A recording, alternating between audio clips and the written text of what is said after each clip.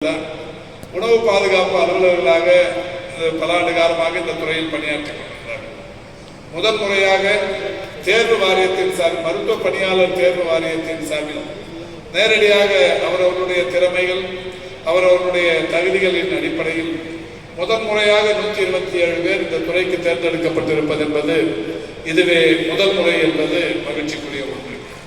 முதல் முறை என்பதை காட்டிலும் இன்னொரு சிறப்பும் கூட, இப்பொழுது அண்மை காலமாக பணியாணைகள் வழங்கப்படுகிற எந்த துறைக்கும் எந்த நியமனங்களாக இருந்தாலும், குறிப்பாக மருத்துவர்கள், செவிலியர்கள், அண்மையில் மருந்தாளுநர்கள், உதவியாளர்கள் என்று இந்த பணியிடங்கள் எல்லாம் முதன் முறையாக பணியாணைகள் தருகிற போது கலந்தாய்வும் நடத்தப்பட்டு அவரவர்கள் விரும்புகிற இடங்களுக்கு பணியாணைகள் தரப்பட்டது என்பதும் தமிழக அரசு துறை வரலாற்றில் இதுதான் முதல் முறை என்பதும் மகிழ்ச்சியானது. இதுவரை இந்திய அளவிலான 36 மாநிலங்கள் இருந்தாலும், பல்வேறு துறைகள் ஒவ்வொரு மாநிலத்திலும் இருந்தாலும், எனக்கு தெரிந்து நான் கேட்டறிந்த வகையில் எந்த மாநிலத்திலும் முதல் பணி ஆணைகளை பெறுபவர்களுக்கு கலந்தாய்வு என்பது எந்த மாநிலத்திலும் நடத்தப்பட்டதில்லை.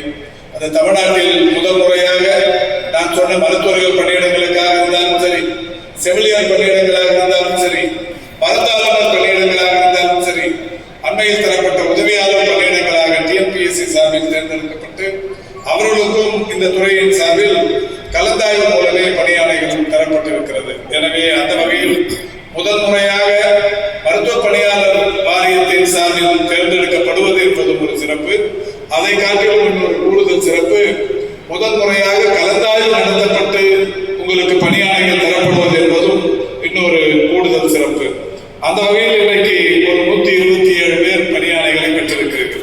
நம்முடைய மரியாதைக்கும் பாராட்டுதலுக்குரிய துறையின் செயலாளர் அவர்கள் சொன்னதை போல, உணவு பாதுகாப்பு பணியாளர்களின் முக்கிய பணி என்பது உணவு வணிகங்களில் ஆய்வு செய்வது, பதிவு சான்று வழங்குவது, உணவு மாதிரிகள் எடுத்த உணவு மாதிரிகளை ஆய்வுக்கு அனுப்புதல், ஆய்வு அறிக்கைகளை பெறுதல், ஆய்வு அறிக்கைகளை பெற்றதற்கு பிறகு அதன் மீது நடவடிக்கை எடுத்தல், சட்ட ரீதியான நடவடிக்கை எடுத்தல். இதுதான் இந்த உணவு பாதுகாப்பு அலுவலர்களுக்கான மிக முக்கியமான பணிகளாக இருக்கிறது. இந்த பணிகளை எல்லாம் நாம் முதலில் மனதில் நிறுத்திக் கொள்ள வேண்டும். ஏற்கனவே பணியாற்றிக் கொண்டிருக்கிற அந்த 235 பேராக இருந்தாலும், இப்போது புதிதாக பணியாணை பெறுகிற 127 பேராக இருந்தாலும், இந்த 4-5 விஷயங்களை மனதில் பதிவு வைத்துக் கொள்ள வேண்டும். உணவு பாதுகாப்பு, அதாவது உணவு வணிக வளாகங்களை ஆய்வு செய்தல், பதிவு சான்றிதழ்களை வழங்குதல், உணவு மாதிரிகளை எடுத்தல், ஆய்வறிக்கைகளின் அடிப்படையில் வழக்குகளை பதிவு செய்தல், சட்ட ரீதியான நடவடிக்கைகள் எடுத்தல், இவைகளை மிக முக்கியமான பணிகளாக எடுத்துக்கொள்ள வேண்டும்.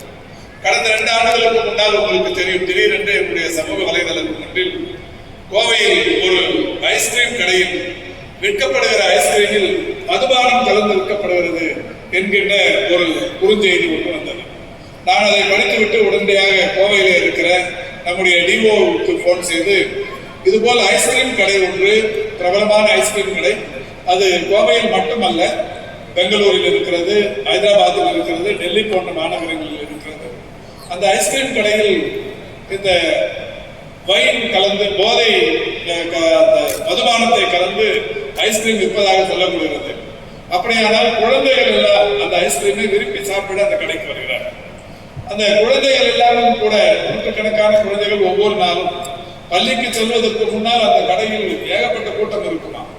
எனவே அந்த குழந்தைகள் எல்லாம் அந்த சுவையை விரும்பி சாப்பிடுகிறார்கள் என்கின்ற அந்த செய்தி சமூக வலைதளத்தில் வந்திருக்கிறது. உடனடியாக நீங்கள் போய் ஆய்வு செய்ய வேண்டும் என்று சொன்னேன். உடனடியாக போய் அவர் ஆய்வு செய்தார். ஃபுட் சேஃப்டி ஆபீசர் டிஓ சென்று அந்த கடையை ஆய்வு செய்தார்கள். கடையை ஆய்வு செய்த போது அந்த கடையில் ஒரு 8-10 மதுபான பாட்டில்கள், பெரிய பெரிய பாட்டில்கள் வரிசையாக அடுக்கி வைக்கப்பட்டிருக்கிறது. அந்த பாட்டில்களை பார்த்து, இதையெல்லாம் தான் நீங்கள் இந்த ஐஸ்கிரீம் தயாரிப்பதற்கு உபயோகப்படுத்துவீர்களா என்று கேட்டிருக்கிறார். ஆமாம் என்று அந்த செஃப் சொல்லி இருக்கிறார். சொன்னதற்கு பிறகு என்னிடத்தில் அங்கிருந்து தகவல் சொன்னார்கள், நீங்கள் சொன்னது சரி, இந்த கடையில் மதுபானத்தை தான் பயன்படுத்துகிறார்கள் இந்த ஐஸ்கிரீம் தயாரிப்பதற்கு என்றார்.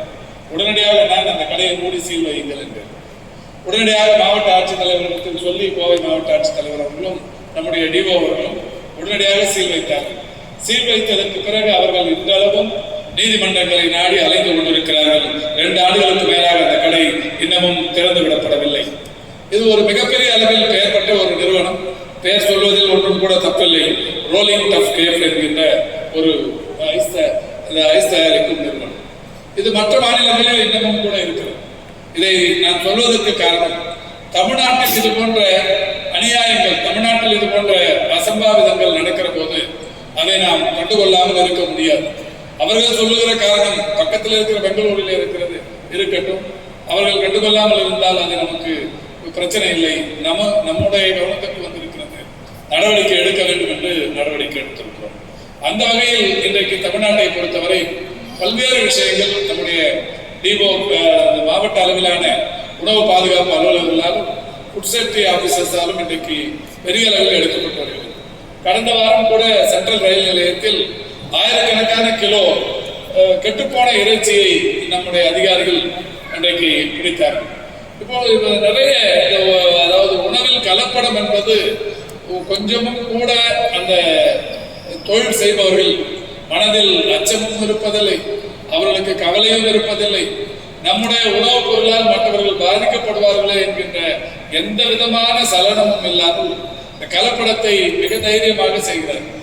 நான் மேயராக இருந்தபோது சென்னையில், குறிப்பாக கோயம்பேட்டில், இந்த மாம்பழங்களை பழுக்க வைப்பதற்கு கற்களை போட்டு பவுடரை போட்டு பழுக்க வைக்கிறார்கள் என்று சொன்னார். நான் நேரடியாக போய் ஆய்வு செய்தேன். மேயர் என்கின்ற அந்த பொறுப்பில் இருந்த காரணத்தினால் நேரடியாக போய் ஆய்வு செய்து 20க்கும் மேற்பட்ட குடோன்களுக்கு சீல் வைத்தேன். இந்த கோயம்பேடு குடோனில் 20க்கும் மேற்பட்ட, உங்களுக்கு தெரியும் கோயம்பேட்டில் எவ்வளவு பெரிய குடோன்கள் இருக்கிறது. அந்த குடோன்கள் 20க்கும் மேற்பட்ட குடோன்களுக்கு சீல் வைத்தேன்.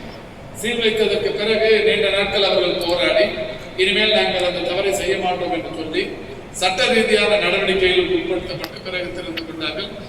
அது வேறு. அதற்கு பிறகு அதே போல் ஒரு நாள் ஹோட்டல்கள், சென்னையில் ஒரு மிகப்பெரிய அளவிலான மேயர் பொறுப்பேற்றிருந்த சமயத்தில் தான் central railway station, Egmore railway station எதிரில் இருக்கிற ஹோட்டல்கள் எல்லாம் அந்த ஹோட்டல்களில் இருந்து வருகிற கழிவுநீர் சாலைகளில் பெருக்கெடுத்து ஓடிக்கொண்டிருந்தது. அதுக்கு டயாபிக் சேம்பர் என்கின்ற அந்த கழிவுநீர் சுத்திகரிக்கும் மையங்கள் எதுவுமே இல்லாமல் சுத்தமாக இல்லாத ஹோட்டல்களை எல்லாம் நானே நேரடியாக ஆய்வு செய்து ஒரே நாளில் 38 ஹோட்டல்களுக்கு சீல் வைத்தேன். இது ஒரு பெரிய அளவிலான செய்தியாக ஆனது. அந்த செய்திக்கு பிறகு ஒரு 2 நாட்கள் கழித்து நானும் நண்பர்களும் ஒரு ஹோட்டலில் சாப்பிட போயிருந்தோம். சாப்பிட போன போது என்னுடைய நண்பர் ஒருவர், அது ஒரு 5 ஸ்டார் ஹோட்டல், பேர் சொல்ல வேணாம், அவர் போயிட்டு அந்த ஃப்ரெஷ்ஷாக இருக்கிற மீட்லாம் அந்த வருத்தம் பொரிச்சும் கொடுப்பாங்க. அதை போய் கேட்குறேன். அப்போ அந்த செஃப் சொல்லாரு, அங்கே உட்காந்துக்காரு, அவருக்கான்னு கேட்குறாங்க. ஆமாம், அவருக்குன்னா இது வேணாங்க. ஏன், இந்த மட்டன் வாங்கி 7-8 நாள் ஆச்சு, நாங்கள் ஃப்ரிட்ஜில் வச்சு தரோம். 5 ஸ்டார் ஹோட்டலாம் பெரும்பகுதி அது மாதிரி இருக்கும் உங்களுக்கு, வாய்ப்பு இல்லை.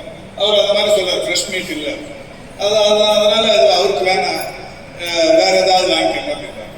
ஏங்க அப்படின்னா, அவர் மேயர் நேற்று நான் பேப்பரில் பார்த்த 38 ஹோட்டலில் மூடி இருக்கிறாரு, இந்த சாப்பிட்டு போய் ஏதாவது எந்த ஹோட்டலுக்கு ஆபத்து வந்துட போகுது அப்படின்ற மாதிரி சொல்லியிருக்காங்க. இந்த மாதிரியான ஒரு தவறுகளை நம்ம உடனடியாக களைவது என்பது ஒரு மிகப்பெரிய அளவிலான துரித நடவடிக்கையாக இருக்கும். அதுதான் செக்ரட்டரி மேடம் சொன்னாங்க. இப்போ நாம ஆய்வு பண்ணுறதுங்கிறது ஒன்று, ஆய்வு பண்ணி மாதிரிகளை எடுப்பது என்பது ஒன்று, எடுத்த மாதிரிகளை ஆய்வகங்களுக்கு அனுப்புவது, ஆய்வகங்களில் இருந்து வந்த அந்த பரிசோதனை முடிவுகளுக்கு ஏற்ப நடவடிக்கை எடுக்கும். இது ரொம்ப முக்கியம். இது இன்னொரு இடத்துல இன்னொரு தவறு நடந்தது, இந்த இடத்துல சொல்றது ஒன்றும் தப்பு இல்லை. சேப்பாக்கம் திருவல்லிக்கேணியில் ஒரு